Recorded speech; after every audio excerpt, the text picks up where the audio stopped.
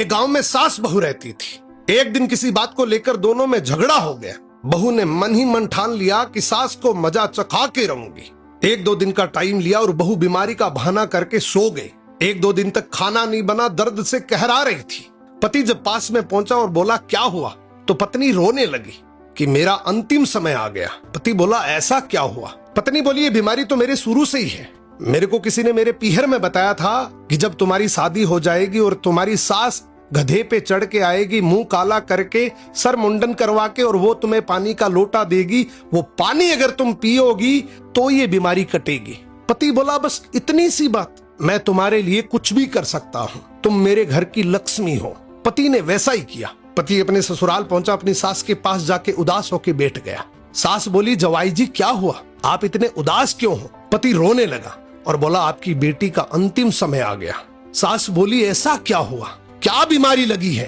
पति बोला डॉक्टरों वाली बीमारी नहीं है, उसे कुछ और ही तकलीफ है। सास बोली बताओ जवाई जी, मैं कुछ कर सकती हूँ? पति बोला हाँ आप ही कर सकती हैं, पर मेरे को बताते हुए शर्म आ रही है, लेकिन यहाँ जान की बाजी है इसलिए मैं आपको बता रहा हूँ। अगर आप गधे पे चढ़ के आए, सर का मुंडन करवा के, मुंह काला करके, और पानी का लोटा आप अपनी बेटी को दे और वो पानी अगर आपकी बेटी पिए तो ठीक हो सकती है। सास बोली बस इतना ही? अरे वो मेरी बेटी है, मैं उसके लिए कुछ भी कर सकती हूँ, मैं तो बूढ़ी औरत हूँ, मेरा क्या बिगड़ेगा? और सास ने वैसा ही किया। मुंह काला किया, गधे पे बैठी, सर का मुंडन करवाया और पानी का लोटा बेटी के हाथ में दे दिया। बहू बहुत खुश हुई। मुंह काला था, पहचान नहीं पाई, और मन ही मन सोचा आज मैंने मेरा बदला पूरा कर लिया। मुस्कुराकर बोली देख तिरिया का चाला, गधे पे चढ़ी और मुंह काला।